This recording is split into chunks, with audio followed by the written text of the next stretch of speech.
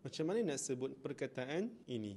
Ini adalah bacaan tashil bainal hamzatain. Tashil ini adalah memudahkan. Memudahkan apa? Memudahkan cara sebut dua hamzah yang berurutan. Pada zaman Nabi dulu, para qari ini mendapat keringanan daripada Nabi sendiri untuk membaca kedua hamzah berurutan. Macam mana? Dengan meringankan hamzah yang kedua. Macam mana sebut? Ada yang sebut a'jamiyu, salah.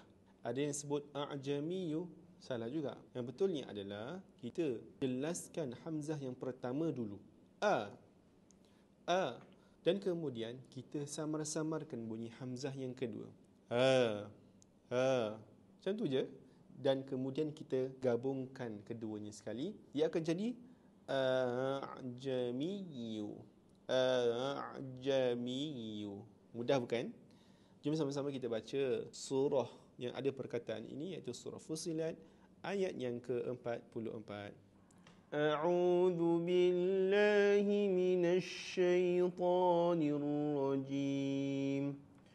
Walau ja'alnahu Qur'anan a'jamiyyan laqalu laula fussilat ayatuhu a'jamiyyun wa 'arabiy. Sadaqallahul azim. Kalau anda rasa video ini bermanfaat, sebarkan kepada rakan-rakan anda supaya mereka juga dapat manfaat yang sama. Malu mengaji, ingat kami, ingat KMP.